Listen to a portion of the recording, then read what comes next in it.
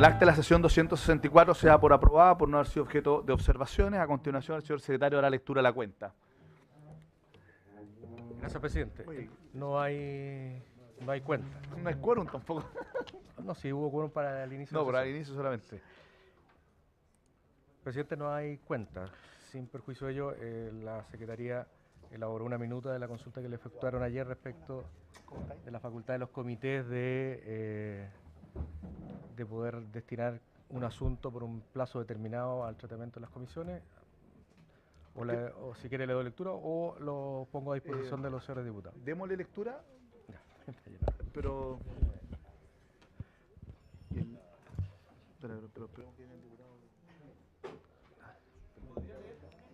Sí, yo creo que démosle lectura a la minuta Gracias, que presidente. acordamos y luego vamos a iniciar la orden del día. La pregunta que se formuló era si podían los comités parlamentarios enviar un asunto a comisiones por un plazo determinado. Sobre el particular, acaba de ser presente que el artículo primero, número 3 del reglamento señala que los comités son los organismos que, constituidos de conformidad a este reglamento, agrupan a un número de diputados y a través de su jefe permite la relación de la mesa de la Cámara con la corporación, con el fin de hacer más expedita la tramitación de los asuntos sometidos a su conocimiento. La reunión de los jefes de comité con la mesa constituye los comités parlamentarios. Por su parte, el artículo 62 señala que ningún diputado podrá oponerse a los acuerdos a que hayan llegado los comités parlamentarios con el presidente de la Cámara cuando hayan sido adoptados por todos ellos y por unanimidad. La oposición que se haga se tendrá por no formulada y no será admitida a debate alguno. En el mismo sentido, el artículo 205 señala que, en los casos en que la Cámara hubiese acordado un plazo para que la comisión se pronuncie y emita informes sobre un determinado proyecto, procederá a la clausura del debate en conformidad a las normas generales. Cuando la comisión está tratando el proyecto el día del vencimiento del plazo, el término de la última sesión citada con tal objeto deberá declararse clausurado el debate en general y en particular, y la sesión se entenderá prorrogada por el tiempo que fuere necesario hasta el total despacho del proyecto. Finalmente, el artículo 265 establece el orden de preferencia de los asuntos que conforman la tabla del orden del día en comisiones, señalando el orden de preferencia de la tabla que se refiere a los artículos anteriores será el siguiente. Número 4, los proyectos remitidos para que la comisión los informe dentro de cierto plazo. Es necesario recordar que los acuerdos de los comités parlamentarios, adoptados por unanimidad, se entienden como acuerdos de la sala, ya que no admiten la posibilidad de oponerse y no admiten debate alguno, como sí ocurre en el caso de los acuerdos adoptados por mayoría. Finalmente, del análisis de todas las disposiciones mencionadas, no cabe sino concluir que los comités parlamentarios tienen la facultad de acordar que un proyecto de ley pase a una comisión para ser discutido en un periodo de tiempo determinado, lo que es obligatorio si dicho acuerdo se adopta por la unanimidad. Eso es todo, presidente. Diputado Coloma. Gracias, presidente. Una pregunta. ¿Qué pasa si es que existen proyectos con urgencia del Ejecutivo? Porque usted señaló que en el punto 4 están los proyectos con cierto plazo, se establece en el reglamento. ¿Qué pasa en el caso de que hayan proyectos con urgencia del Ejecutivo y cuyos plazos colisionan en el fondo con el plazo otorgado por los comités? La respuesta, diputado, está señalada en el mismo artículo 265 que se cita en la minuta, porque el caso de los proyectos remitidos a una comisión para que informe dentro de cierto plazo es el número 4 del orden de precedencia. El primero es los proyectos con discusión inmediata. Segundo, los proyectos con suma urgencia. Tercero, los proyectos con simple urgencia. Y cuarto, los proyectos remitidos para la comisión por un plazo determinado. Es un orden de prelación. Diputado Coloma. Estamos tan apegados al reglamento, me gustaría saber por qué si estamos discutiendo un proyecto que tiene un plazo otorgado por los comités y no aquellos proyectos que están con plazos constitucionales por urgencia del Ejecutivo. Si es que lo que hay, si vamos a ser estrictos los distintos órdenes de prelación, me imagino que lo que debiese ocurrir sería que se discutan y voten los proyectos con urgencia del Ejecutivo más que con los plazos establecidos por los comités parlamentarios. Gracias. Conociendo la facultad que tiene el presidente de hacer las tablas, pero si lo que se están viendo es un orden de prelación, me imagino que ese orden, si vamos a ser tan apegados al reglamento, es deber de todo, de la presidencia y de la secretaría, velar porque se puedan cumplir los plazos constitucionales establecidos. Toda la razón, diputada Coloma, por eso que le hemos dado preferencia al proyecto que el único que tenemos con suma urgencia de la comisión, que es el de entrevista videograbada. Bueno, entrando a la orden del día, corresponde iniciar la discusión del segundo trámite reglamentario del proyecto iniciado en moción que modifica el Código Tributario en el sentido de facultar al Ministerio Público para querellarse, hay que corregir ahí el nombre, por delitos tributarios, sí, boletín 9954-05, técnicamente el Ministerio Público no se querella, ¿no es cierto? Eh, Asisten y le damos la bienvenida al ministro de Hacienda subrogante, don Alejandro Mico, acompañado de los asesores, la señora Macarena Lobos y don Ricardo Guerrero. También el profesor de Derecho Tributario, el señor Alfredo Ugarte. Y viene un representante, entiendo, de la CONAPYME, pero que no ha llegado todavía. Así que, el señor Ardunate no viene por CONAPYME en esta oportunidad, ¿no? Ah, ya. Pero vamos a... Todo a su tiempo. Que el PS hace rato dejó de ser pyme. Claro. En todo caso, si quieren asesoría, no damos boleta, no podemos dar boleta.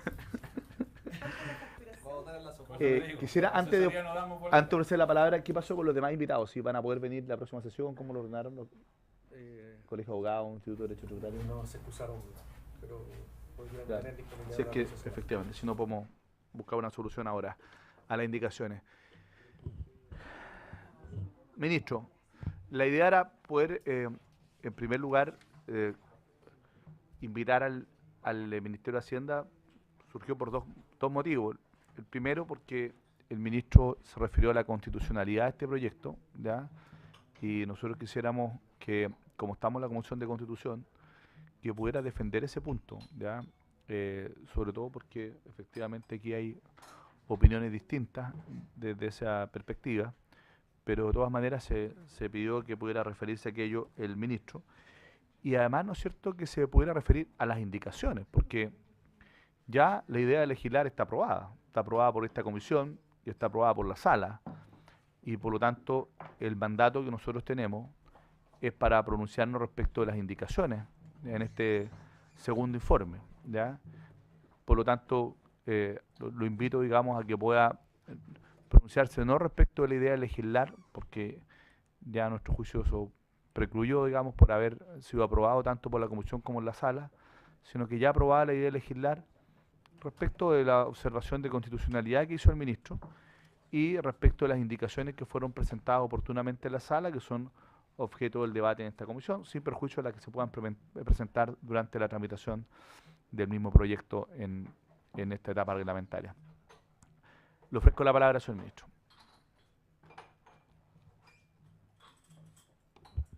Presidente, a través suya en toda la comisión, quiero partir primero haciendo referencia al contenido del proyecto. Después quiero hacer referencia a el tema que usted plantea, el tema de la reserva constitucional que ha hecho el Ejecutivo. Y por último, igual creo que es muy importante hacer una referencia también a los aspectos de fondo del actual proyecto. Primero, partir que la moción modifica el artículo 152 del Código Tributario y tiene los siguientes objetivos. A. Eliminar la exclusividad del Servicio de Impuestos Internos para el inicio de la investigación sobre hechos constituidos de delitos tributarios sancionados con pena privativa de libertad. B. Explicitar que el Ministerio Público tendrá facultades para investigar y ejercer la acción pública por los delitos tributarios de que tomare conocimiento con ocasión de las investigaciones que realizare. C. Eliminar el deber del Ministerio Público de informar al Servicio de Impuesto Interno respecto de los antecedentes de que tomare conocimiento con ocasión de las investigaciones de delitos comunes y que pudieran relacionarse con delitos tributarios sancionados con pena privativa de libertad. D. Adecuar el inciso séptimo del artículo 162 a las modificaciones anteriores. Esto es, establecer que el Servicio de Impuesto Interno podrá solicitar los antecedentes respecto a delitos tributarios al fiscal que tuviere a cargo la investigación, con la sola finalidad de decidir si ejercerá las atribuciones que le otorga el artículo señalado. En este punto quiero partir siendo bien enfático, es partir diciendo que la moción en discusión es a juicio del Ejecutivo inadmisible por invadir las materias de iniciativa exclusiva del Presidente de la República. Por este motivo fue que el Ejecutivo hizo presente la reserva de constitucionalidad en la Comisión de Hacienda y también el ministro de Hacienda la planteó en la sala. Al respecto, cabe tener presente que conforme a lo que dispone el artículo 65, inciso cuarto, número 2 de la Carta Fundamental, corresponde al presidente de la República la iniciativa exclusiva para, comillas, crear nuevos servicios públicos o empleos rentados, sean fiscales, semifiscales, autónomos o de la empresa del Estado, suprimirlos y determinar sus funciones y atribuciones. Repito, suprimirlos y determinar sus funciones y atribuciones. Atendido el tenor de las modificaciones propuestas, resulta manifiesto que, por un lado, se están alterando las funciones y atribuciones que la ley le otorga al Ministerio Público, una atribución de la cual actualmente carece, lo que de acuerdo a nuestra Constitución corresponde de manera exclusiva al presidente de la República. Sobre esta base, solo cabe concluir que la modificación que se pretende incorporar al Código Tributario no podría introducirse por iniciativa parlamentaria, sin colisionar con las normas constitucionales y debió, en consecuencia, ser declarada inadmisible. En esta sesión, el Ejecutivo quiere reiterar, a través del Ministerio de Hacienda, su reserva de constitucionalidad respecto a este proyecto, a esta moción parlamentaria. También quiero hacer presente el tema de que más allá hay un tema de fondo respecto a la cual creemos que este tema es complejo. Y esto dice relación por los temas del principio de especialidad, los elementos de eficacia y eficiencia en el funcionamiento del Estado, cómo se usa la facultad discrecional, pero de manera no arbitraria, de qué forma podemos velar por esa situación, y una breve reflexión respecto a las infracciones y sanciones que se plantean. Respecto a la especialidad, habida cuenta que al Servicio de Impuesto Interno le corresponde la aplicación y fiscalización administrativa de las disposiciones tributarias, el legislador ha radicado en él, además, la función de perseguir la responsabilidad penal tributaria.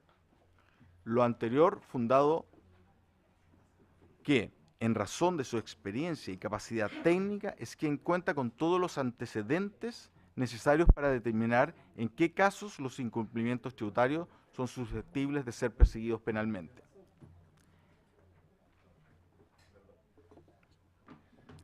En efecto, gracias al cúmulo de información que recabara el Servicio de Impuesto Interno en la fase previa de investigación administrativa, se garantiza que las querellas o las denuncias se deduzcan de forma responsable y con antecedentes de pruebas suficientes para que prospere la acción.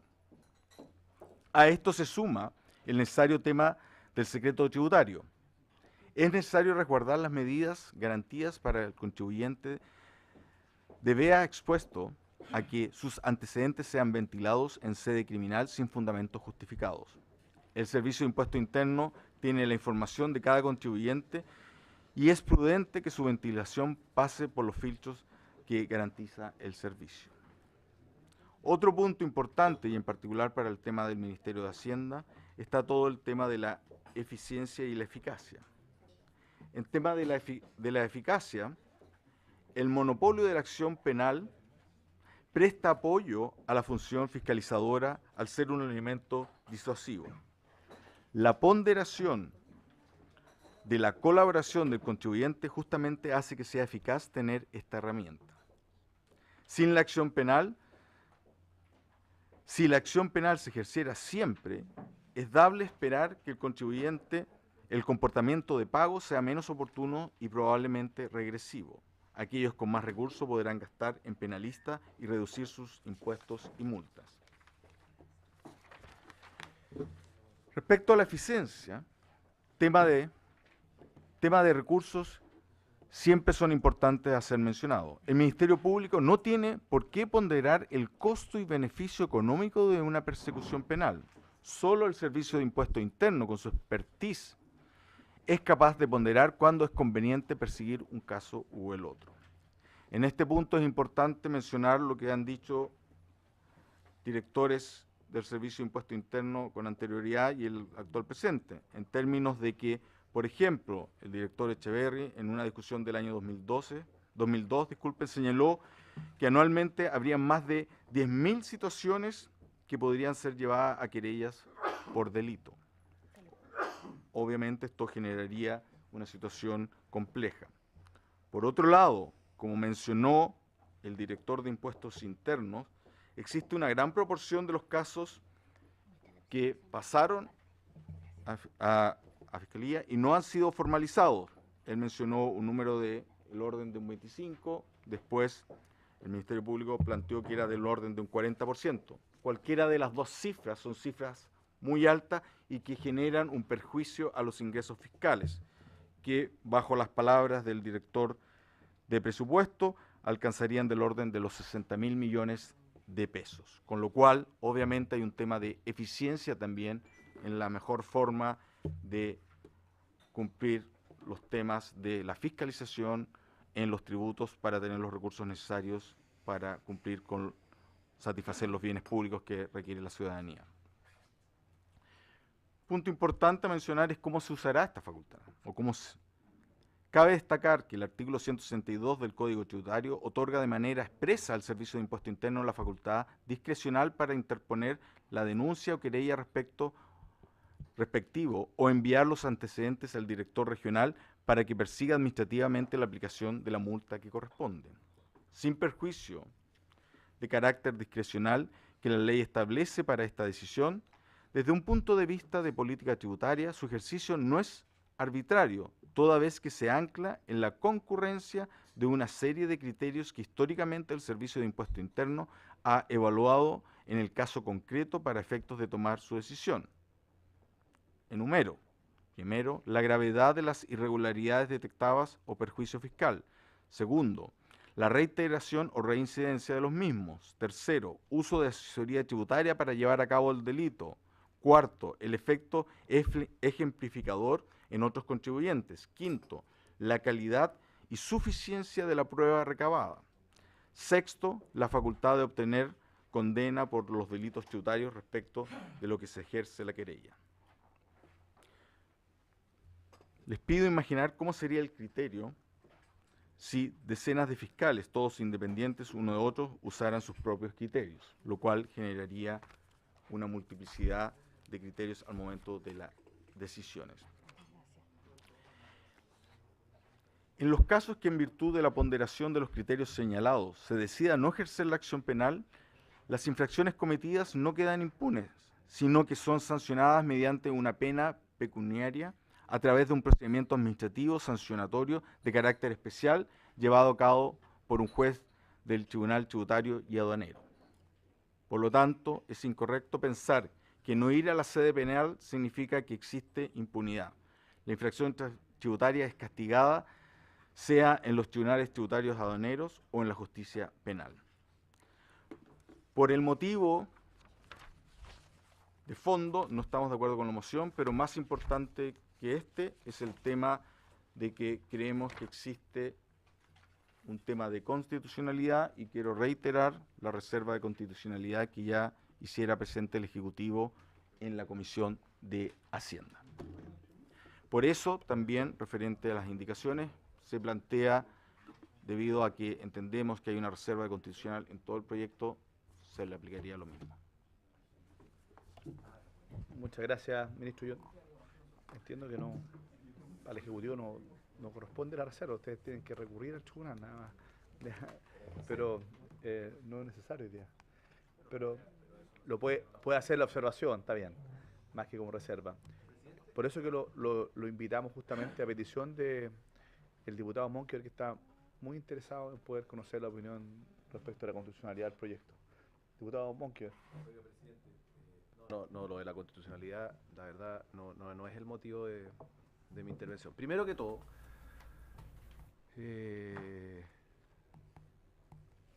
a ver, qué bueno que haya, saludarlos y qué bueno que estén acá y qué bueno que haya, se dé este debate un poquito más pausado, presidente. Usted mismo lo ha conducido así, me parece muy bien. Usted que lleva tantos años en esta comisión y que ha dirigido muy bien durante este año. Un hombre de experiencia. Sí, es verdad. Sí, o sea, tercer año. Sí. Oye, sí, la gracia de esta comisión, subsecretario, ministro ya hoy día, ¿no es cierto? Sí. Sí. Es que aquí tratamos de buscar buenos acuerdos y razonables soluciones a problemas que se van enviando. Lo comentábamos ayer, que muchas veces estos proyectos llegan acá como papas calientes, porque este venía de otra comisión, en un análisis distinto, y como la sala no lo quería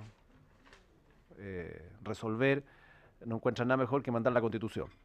Y hay varios de esos proyectos dando vueltas, porque nos ponen plazo además, entonces tenemos que resolverlo en 2 semanas, en 1 semana, y eso hay que juntarlo con las urgencias. En todo caso no es nuevo, no es un problema, es un problema permanente y que se lleva por años. Pero dicho eso, este proyecto está acá, hay que pronunciarse, tenemos un plazo. Yo soy de la idea, ministro, y por su intermedio, presidente, y yo sé que usted lo esbozó. Yo no quiero ahondar en la constitucionalidad porque hay argumento para todo eso. Finalmente lo que a mí me interesaría es saber el interés del gobierno por avanzar en alguna fórmula de solución. ¿Por qué lo planteo? Porque yo presenté una indicación junto a otros parlamentarios, aunque es la primera que está en el comparado, que aparece Leopoldo Pérez, me faenaron a mí, me dijeron que pero yo soy autor, de verdad, intelectual además, autor intelectual de ella, pero la firmó Leopoldo también, y otros diputados más, pero en la sala lo informaron así, pero eso lo vamos a corregir, ya lo habíamos visto. Pero el tema mío no es, ministro, el entregarle la facultad a un órgano distinto, sino el tema de fondo que yo percibo y que lo que he venido señalando es cómo regular de buena manera la discrecionalidad del servicio. Porque hoy día el servicio incluso se hizo cargo de eso. ¿De qué manera? Dictando una circular, la propia Contraloría también algo dijo. Entonces, les incomoda esta discrecionalidad también al propio servicio y al propio director. Me imagino que al director de turno le tiene que incomodar esto de un día sí, un día no. El cambio de criterio dejó la escoba entre medio, y eso es verdad, viéndolo ya con perspectiva, más allá de quién lo hizo, ¿no? Eso da lo mismo, ya hoy día es un dato que está sobre la mesa. Entonces, la idea mía, y un poco también preguntarle al gobierno si están en ese ánimo, y de otros que he escuchado, es más que traspasarle la facultad al Ministerio Público, es radicar este asunto en el servicio, como se ha hecho en otras legislaciones, con la misma fórmula, y regular su discrecionalidad, de alguna manera. Nosotros lo que hicimos de forma simple fue copiar la circular o los argumentos de la circular del servicio y llevarlos a la ley. En el fondo, criterios parecidos a los que el Servicio de Impuestos Internos toma en consideración hoy día vía circular para decidir si ejerce la acción penal o no la ejerce. Nosotros lo que estamos haciendo con esta indicación es llevarlo a la ley, ¿vale? Es decir, ratificamos que el servicio tiene la facultad, pero lo ratificamos, pero al mismo tiempo le decimos al director, usted tiene que hacerlo, teniendo en consideración estos requisitos, si está de acuerdo o no está de acuerdo. En el fondo es regular de mejor manera la discrecionalidad que hoy día tiene el director en la ley. Y junto con eso, leí una editorial el fin de semana en algunos de los diarios, de estos de circulación nacional, que también iban en esta línea, pero agregaban un dato más, que yo lo dejo planteado, consulta y también reflexión, de que no sea solamente el director el que resuelva, sino que haya un equipo más colegiado dentro del servicio, decía, me acuerdo esa editorial, no me acuerdo de qué diario era, pero dentro del servicio, que hubiera, en la tercera me sobre aquí, que hubiera un director, o sea, que el director no sea el que resuelva, sino que sea una suerte como de consejo dentro del propio Servicio de Impuestos Internos el que tome esta decisión, para que no sea solamente de un solo señor. Entonces, yo dejo planteado como idea, está plasmado en una indicación, y también como duda, para saber si al Ejecutivo le gustaría avanzar en esta fórmula o dejarlo aquí, y por eso me interesaba que vinieran, en la lógica de regular de mejor manera la facultad discrecional que hoy día tiene el director y eventualmente traspasarlo a un órgano dentro del propio servicio que decide no sea el director exclusivo, el director más el director regional respectivo de cada región, o, bueno, no sé, hay fórmulas, se pueden inventar muchas, para que sea una decisión más colectiva y no de una sola persona. Eso es lo que yo quería plantear, presidente.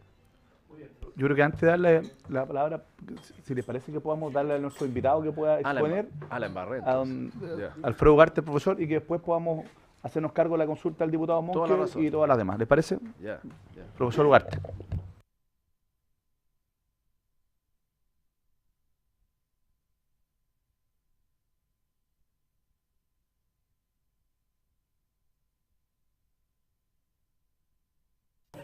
Ya. Ahí estamos. Ya. Gracias, presidente. Voy a iniciar mi presentación. Planteo las excusas del caso, pero desafortunadamente fui informado, invitado tardíamente, así que tuve muy poco, casi un día nomás, en preparar esto. Afortunadamente, por razones académicas, yo había tocado el tema y no me era desconocido.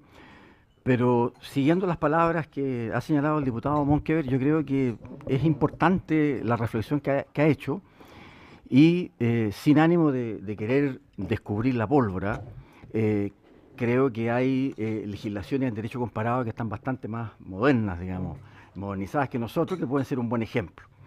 ¿Ya? Pero yo quisiera, señor presidente, iniciar mi exposición con algunos conceptos previos, ¿ya? En que me llama la atención, ¿ya?, la postura de Hacienda, porque desgraciadamente en vez de ayudar a dilucidar conceptos, más que dilucidarlos los confunde, ¿ya? Y a mí me hubiera gustado que con la tenacidad que el Ejecutivo, a través del Ministerio de Hacienda y en especial por el subsecretario Mico, está defendiendo la facultad exclusiva del director de impuestos internos para ejercer la acción penal, me hubiera gustado que con esa misma fuerza y con esa misma razón hubiera defendido la facultad que le entregaba el proyecto de ley del año 2014 al Servicio de Impuestos Internos y al director para el ejercicio de la acción antilusiva. ¿Ya? Normativa, que la llamada cocina de Saldívar fue totalmente desvirtuada, y que los parlamentarios tengan en claro de que en Chile no existe una norma antielusiva. En Chile existe un procedimiento especial judicial que trata la norma antielusión, pero no es una norma antielusiva. ¿Por qué? Porque en el derecho comparado, en Alemania donde nace, es una facultad de la administración y no un procedimiento judicial. Y eso está en la doctrina, reconocido por la OCDE y por todos los países, pero es una facultad. Entonces, el concepto facultad es muy importante tenerlo presente. Entonces yo me pregunto, ¿por qué se dubitó de las capacidades del Servicio de Impuestos Internos en tener esta facultad para ejercer las normas antiilusión y se le cercenó y si no se confió en su criterio, y ahora para ejercer la acción penal se defiende a rajatabla y se dice que sí tiene el criterio, que sí tiene el fundamento y todo? Entonces, yo a los señores parlamentarios quiero dejarles la inquietud de que es importante que todas las instituciones del Estado confluyan en tener una unidad conceptual jurídica y no que los conceptos jurídicos se utilicen en un sentido por acá y en otro sentido por acá, según las conveniencias del momento. Yo creo que eso no corresponde ni es correcto, ni académica, ni técnica, ni jurídicamente. Por lo tanto, quisiera hacer esa consideración previa que es muy importante, digamos, que la tengamos en consideración. En segundo término, yo quisiera señalar que leyendo las discusiones, las presentaciones, desde que se empezó a tramitar este proyecto, tanto de autoridades del Servicio de Impuestos Internos como de Hacienda y otras personas, ¿ya? Entraron, digamos, a señalar diversos conceptos que están contenidos en los informes que me preocupé de leer, y noto una confusión respecto de conceptos técnicos. Es importante tener presente. Se tiende a confundir procedimiento tributario, que es un procedimiento común de fiscalización que está establecido en el Código, ¿ya?, con procedimientos de cobro o con procedimientos de investigación penal, que son cosas totalmente distintas. Y si ustedes se leen las intervenciones de algunas autoridades y personeros del servicio, tanto en 2015 como últimamente, tienden a confundir, ¿ya?, estos conceptos, estos procedimientos, Y no tener claro ello, lo único que hace es inducir a confusión. Por ejemplo, a mí me llamó la atención ya la intervención de un personal de servicios puestos internos que mezcló lo que es un procedimiento de investigación penal con fiscalización y con el procedimiento de cobro. El procedimiento de cobro, señores, es un procedimiento establecido en la ley que lo tiene y faculta a la Tesorería General de la República. Impuestos internos no cobra impuestos. No cobra impuestos. Ya fiscaliza, gira y liquida, pero no cobra. Por lo tanto, confundir que aquí no se va a cobrar o que afecta el cobro, eso es muy relativo y equívoco, porque, repito, los procedimientos de cobro dicen relación a los procedimientos legales que tiene la Tesorería. Distintos veremos los procedimientos de fiscalización, los procedimientos de reclamación, giro y una investigación de carácter penal, pero son cosas distintas que no debemos confundir, y eso que lo tengamos claro. Después, ya, tiende también en los antecedentes de las personas que han expuesto a confundirse los conceptos de infracción tributaria o contravención o falta con delito. Son cosas totalmente distintas que para el análisis de este proyecto tenemos que tener claro. Todo lo que es infracción tributaria, todo lo que es contravención o falta, son distintos conceptos técnicos como señalan, pero son de carácter administrativo, ¿ya? Son muy distintos a lo que es un procedimiento de investigación de carácter delictual. No tiene ninguna relación una con otra. Y aquí, digamos, aprovecho la oportunidad de los fundamentos que ha dado el ministro subrogante hace pocos minutos atrás respecto de la facultad del servicio, ¿ya? Casi la mayoría de los argumentos han sido todos de orden administrativo, no técnico-legal, que corresponda a derecho vigente. Son todos administrativos, ¿ya? No dicen relación a cosas legales, solamente administrativas.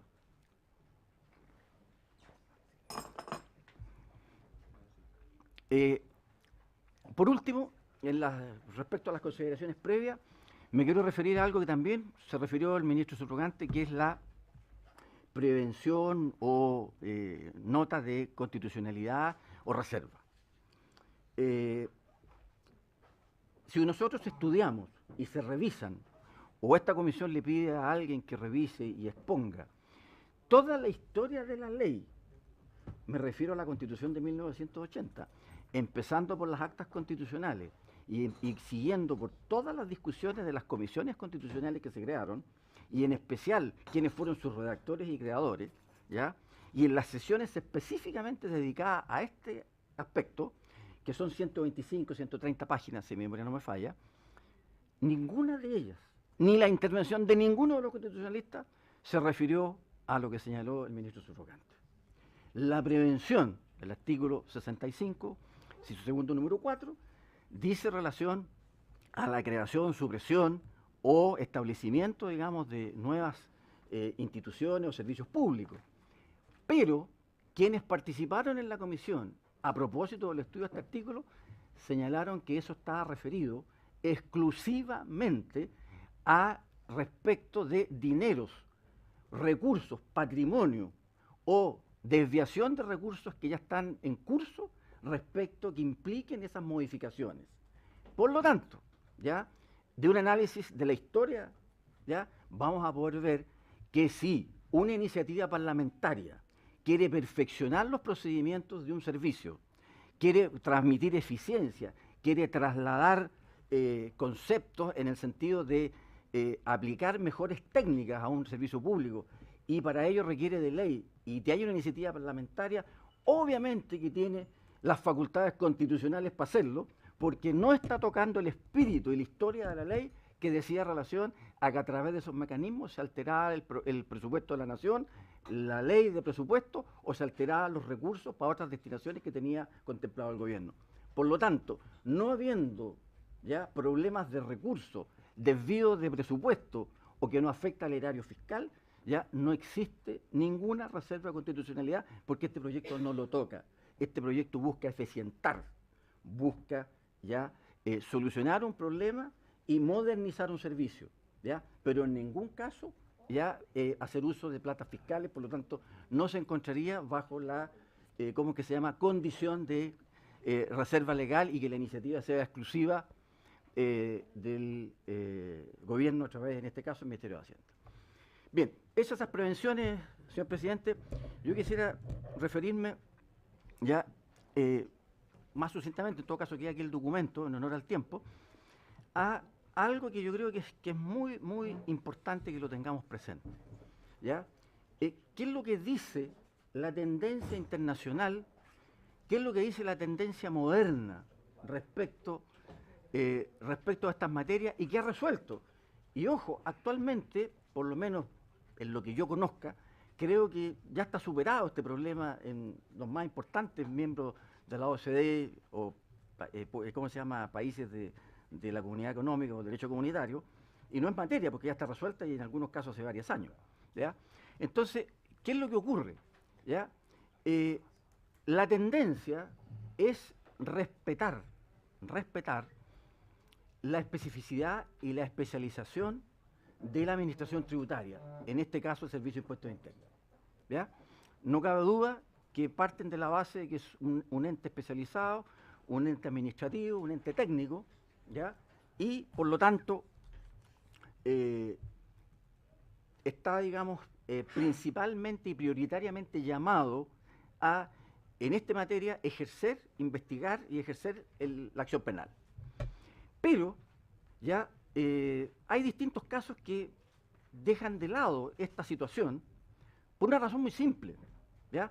Se parte de la base de que no existe el delito tributario puro, sino que actualmente, y la generalidad de los casos, existe el delito tributario o el delito común conexo a delitos tributarios. Entonces, se ponen distintos casos. Si es el Servicio de Impuestos Internos que a través de sus procedimientos de fiscalización, a través de sus procedimientos de control, en una fiscalización ordinaria, descubre un ilícito tributario, evidentemente que el único facultado para determinar y ejercer la acción penal es ese servicio, esa administración. Pero caso distinto es que a propósito de una investigación de un delito común, el Ministerio Público sea él el que descubre el delito tributario. Y en ese caso, la mayoría de la legislación comparada se va por el lado de que es obvio, por un problema de economía procesal, que sea la institución del Ministerio Público o Fiscalía, como se llame, la que continúe, obviamente que informando al servicio, poniendo en su conocimiento lo que investigó. También se distinguen situaciones como, por ejemplo, ¿qué pasa con los impuestos de retención y recargo? Como el IVA, en que ese dinero, esos recursos, no son de los contribuyentes, es del Estado, es un impuesto de retención que hay un agente retenedor. Entonces ahí hay propiedad estatal. Entonces, ¿cómo una autoridad administrativa, ya, va a resolver respecto de iniciar acciones penales a su alear y a verse entender y a su criterio respecto de impuestos de retención y recargo, si el Ministerio Público, descubriendo la existencia de un delito, ya toma partido y inicia la investigación? O sea, es obvio que tiene que respetarse la línea y por la economía procesal sea el Ministerio Público el que continúe investigando, ¿ya? Y situaciones, digamos, en que hay falsificación de instrumento público, falsificación de instrumento privado mercantil, adulteración, engaño, estafa, ¿ya?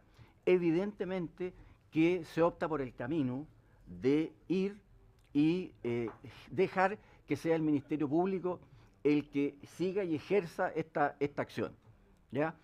Ahora, el problema, desgraciadamente, respecto del ejercicio por parte del Servicio de Impuestos Internos en el último tiempo de la acción penal, dice relación a que sus criterios ocupados, sus análisis, han sido difusos, no han sido permanentes en el tiempo, cambian los criterios y todos los elementos que se dicen que se pueden ocupar como gravedad, reiteración, etcétera, no han sido utilizados correctamente y en forma inequívoca.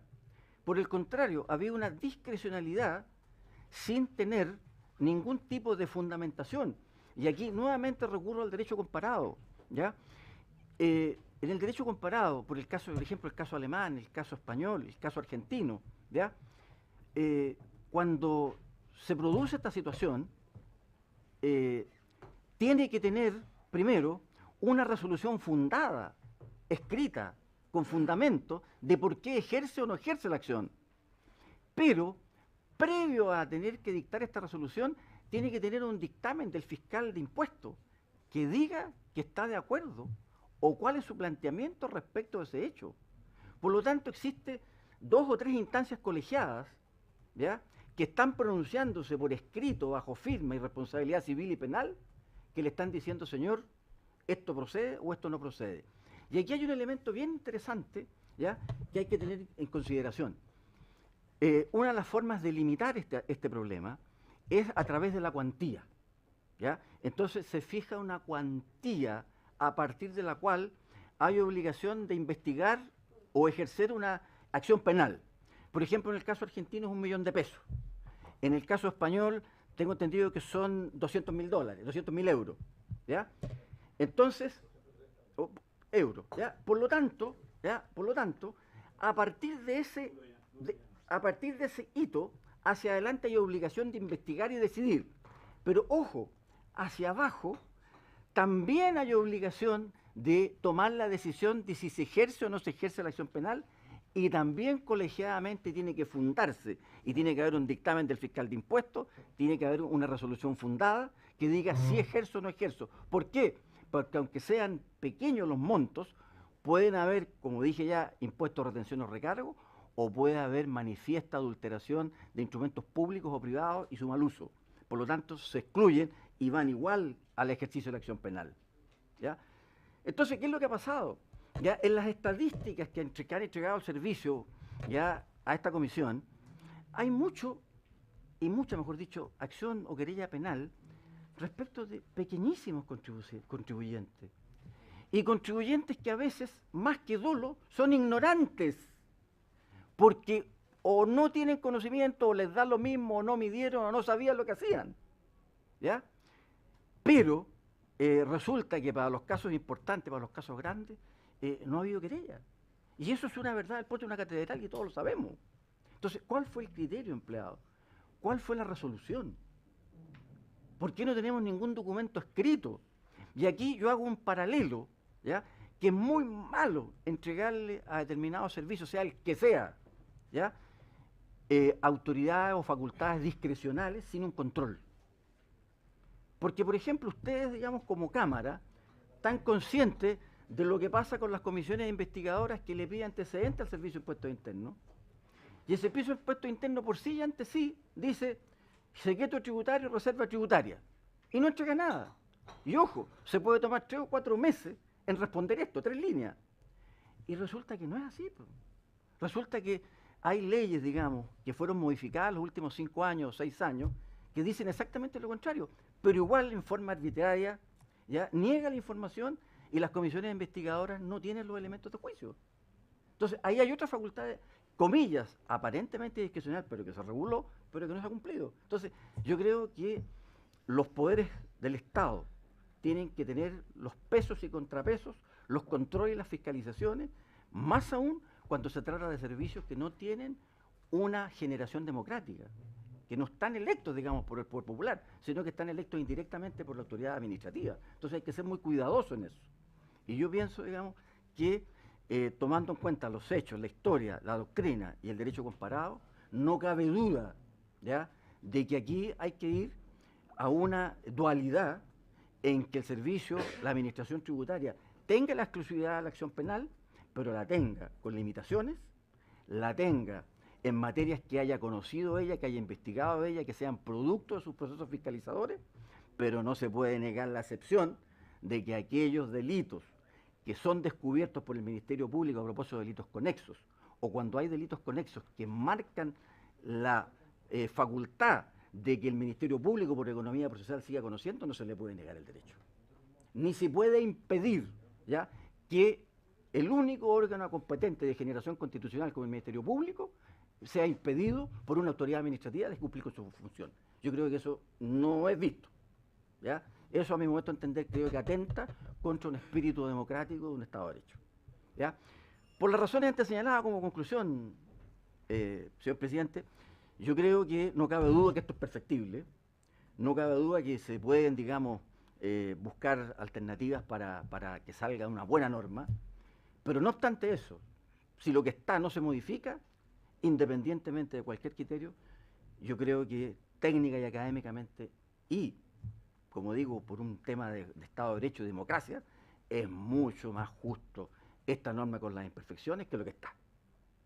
¿ya? Si es que no se pudiera perfeccionar. Ahora, yo creo que si el gobierno, a través del Ministerio de Hacienda, hace un estudio profundo de esto, con la historia comparada, con la historia propia de nosotros mismos, debería abrirse de buscar un camino y entendiendo, repito, que la tecnicidad, la especificidad y el carácter técnico de la administración tributaria no está en estado de dicho, no está en entredicho, no está dubitada, es, y es el órgano per se llamado a, pero respecto, digamos, de los casos en que escapan a su conocimiento, que llegan por otros caminos, que se van produciendo a consecuencia de, no se puede negar el derecho de que el Ministerio Público, que es la entidad constitucional llamada a perseguir los delitos en Chile, sea privada de poder ejercer los derechos.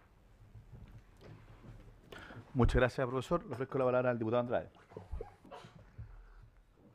Presidente, muchas gracias. Yo quisiera plantear dos cosas. Primero, reiterar la invitación al Supremo Gobierno para que recurra al Tribunal Constitucional. El señor ministro de Hacienda señaló que lo había hecho presente esta situación en la Comisión de Hacienda, lo reiteró en la sala la semana pasada y el señor ministro subrogante lo reitera en la comisión. Yo creo que si hay tal convicción, no veo razón alguna y le quisiera preguntar si hay alguna razón para no hacerlo desde ya, porque es perfectamente posible hacerlo, sobre todo si se tiene la convicción que se ha planteado en las tres instancias que le he mencionado. En la sala hicimos, el diputado Chaín también hizo lo mismo, invitamos al señor ministro, que ya que insistía tanto en eso, ¿por qué no lo hacía de una vez? Y en una de esas, si tiene razón, nos evita una discusión, o incluso para los tiempos útiles, para su propio tiempo, ministro, que debe tener tanto que hacer en estos días, bueno, siempre, ¿no? Podría ser conducente para evitarlo estar aquí cuando ustedes tienen la convicción que tienen, entonces no veo razón para no poder recurrir desde ya, y eso no arregla también, nosotros nos podríamos dedicar a otros proyectos, pero háganlo, pues yo no entiendo, tanto se insiste, pero esto como son las típicas amenazas que nunca fructifican, entonces están esperando que se termine la tramitación para entonces recurrir. ¿No cree usted que, incluso pensando en Hacienda, que es una repartición que esencialmente está abocada a hacer lo más eficaz posible al uso del tiempo, creo que desdice esa vocación el que se sigue insistiendo en anunciarlo y no hacerlo? Y lo segundo, en la línea del diputado Monkever, por su intermedio, señor presidente, si hay voluntad para buscar una fórmula, desde un enfoque, por cierto, y en esto yo tengo una opinión distinta, no desde la perspectiva, sino que desde dónde, buscar una fórmula que, desde el reconocimiento que es el Ministerio Público, el órgano que por mandato constitucional tiene la primacía, exclusividad respecto a la persecución de los delitos, encontrar un formato que, reconociendo aquello, le reconozca entonces al Servicio de Impuestos Internos algunas primacías también. Es decir, esto no tiene que ver, y por eso mi discrepancia con el diputado Monkever, no tiene que ver con regular la discrecionalidad sino que al revés, es cómo se le reconoce al Servicio de Impuestos Internos desde el reconocimiento que es una excepción a la norma constitucional que establece en el Ministerio Público la exclusividad de este asunto, sobre la base de algunas circunstancias. El profesor ha señalado, por ejemplo, que cuando la pesquisa del delito tributario tenga su origen en otro tipo de delito o en el Ministerio Público, pudiera ser ese. A mí me gusta también la consideración de la cuantía. Mire, tenemos preparada una indicación, mire, señor ministro, se condenó a un niño por CD falsificado a 540 días de presidio menor en su grado mínimo en Chile. Yo no sé si se acuerdan de este caso. Es uno de los niños que resultó quemado cuando ocurrió el siniestro en la cárcel. Él estaba condenado por un delito tributario, o estaba en eso, o detenido incluso, ni siquiera condenado. En circunstancias que vemos otras cuestiones que son de una cuantía infinitamente mayor que, bueno, han sido objeto del escarnio público y de una connotación pública conocida, en algo nos afecta también. Entonces tal vez el factor cuantía pudiera ser también un elemento distintivo para reconocer en uno o en otro facultades al respecto. El monto se verá, digamos. Y bueno, podría haber otras consideraciones. Mi punto es si existe de parte del Ejecutivo la disposición a ver una fórmula que, a diferencia del diputado Monkever, no tiene que ver con regular la discrecionalidad, sino más bien de reconocer en uno y en otro, en determinadas circunstancias o en condiciones diferentes, primacías diferentes. No sé si me explico. Porque si hubiera esa voluntad podemos buscar, como bien decía el diputado Monkever, presidente, por su intermedio, en la Comisión de Constitución de pronto se nos mandan estas papas para tratar de resolver cuestiones que debieran resolverse en otros estrados. Pero bueno, para eso estamos. Como él mismo reconoce, aquí hay gente de mucha experiencia, empezando por el presidente, que se sintió muy tocado la vez pasada, por eso yo también reitero la experiencia que él tiene.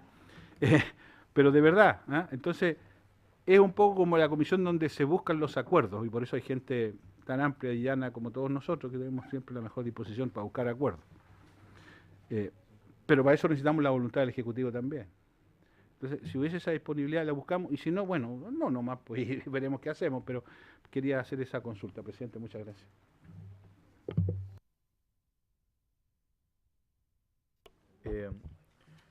Yo solo quisiera insistir también en la invitación a despejar el tema de constitucionalidad, porque este es un proyecto que lleva mucho tiempo acá y que perfectamente el Ejecutivo ya pudo haber recurrido y haber resuelto este tema del Tribunal Constitucional.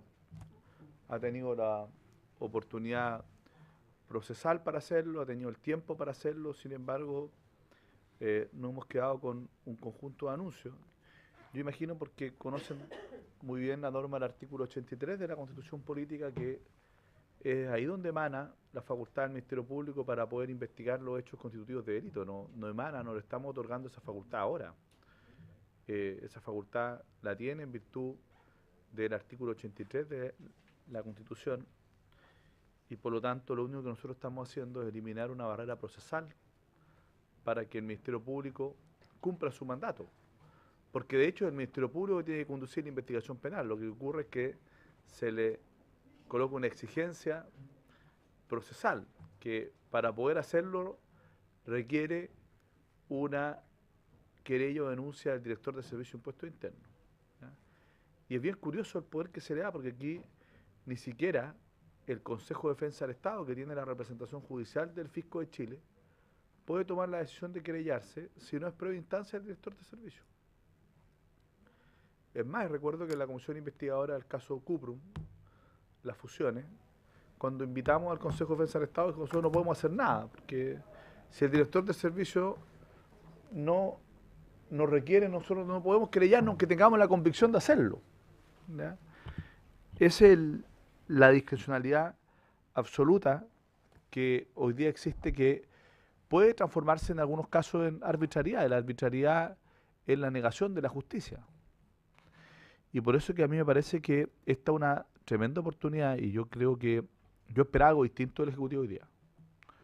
Porque viene a insistir en una tesis que ya perdió ante el Congreso, ¿ya? Y en otra que no ha sido capaz de llevarla a la sede que corresponde, que es la discusión constitucional. La discusión constitucional ha sido capaz de llevarla al Tribunal Constitucional.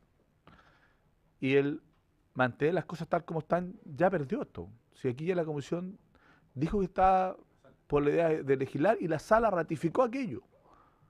¿Ya? O sea, venir a la Cámara a insistir respecto a lo que ya está resuelto, que está zanjado, y no en ver cómo efectivamente legislamos para poder hacernos cargo de cómo modificamos la manera en que hoy día se puede dar inicio a una investigación penal, me parece que es contumacia ya a esta altura. ¿Ya? Y yo quiero realmente, de alguna manera, sumarme a lo que ha planteado el diputado Monk y el diputado Andrade. Bueno, ¿hay alguna posibilidad de que busquemos efectivamente una alternativa que objetivice esto, ¿no es cierto?, que pueda generar decisiones colegiadas en algunos casos, que pueda establecer parámetros claros para ver cuándo se querella o no se querella, o denuncia o no denuncia el director del Servicio de Impuesto Interno, cuándo puede, en virtud del monto, en virtud de la existencia de delitos conexos, etcétera, el Ministerio Público iniciar investigación sin necesidad de querella. ¿Ya? Bueno, ¿por qué no hacemos ese esfuerzo para tratar de tener una norma moderna, que no es algo que estemos inventando hoy día? Es algo que, tal como lo ha dicho el profesor Ugarte, está en el derecho comparado, ¿ya? En legislaciones como la alemana, la francesa, la española, etcétera.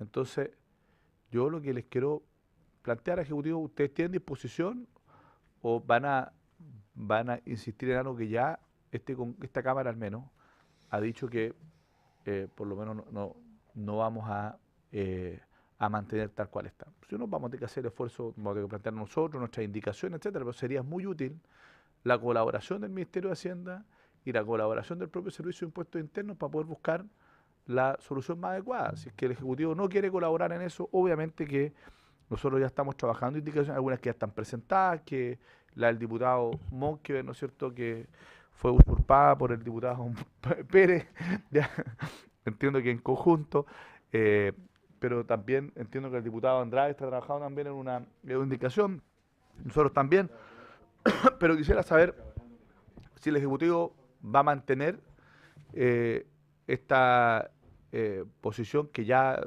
fue derrotada por la Cámara, o realmente quiere colaborar a que podamos construir una solución que nos permita hacernos cargo de algo que a nosotros nos parece que es aberrante, como lo que tenemos hoy día. Eso. Le ofrezco la palabra al señor ministro subrogante.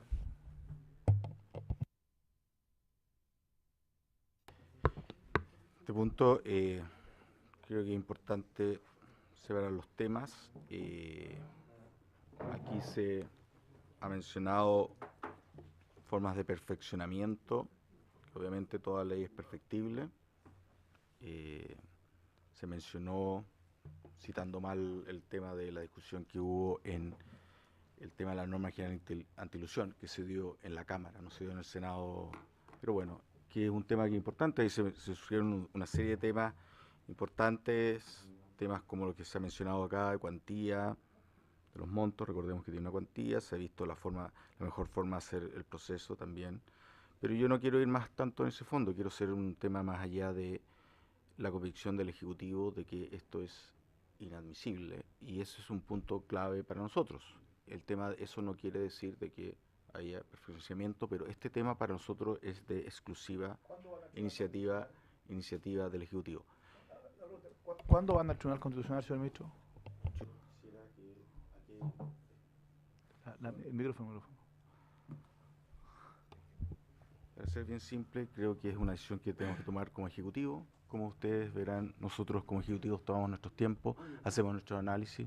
Ustedes como Legislativo tienen sus tiempos, así que cuando veamos que sea necesario lo haremos saber.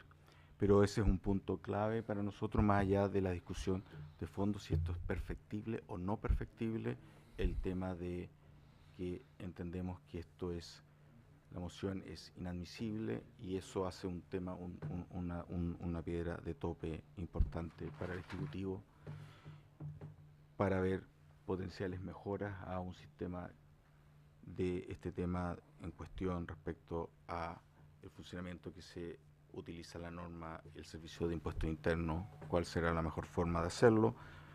La discusión tiene que ser partir por la idea, asumiendo que esto es algo inadmisible. Para nosotros esa es la convicción del Ejecutivo, y la mantendrá y verá la forma en el momento, señor diputado presidente, que lo estime conveniente la Presidenta de la República. Muchas gracias. ¿Alguna otra consulta? ¿No? Habiéndose cumplido con el objeto de la presente sesión, se levanta.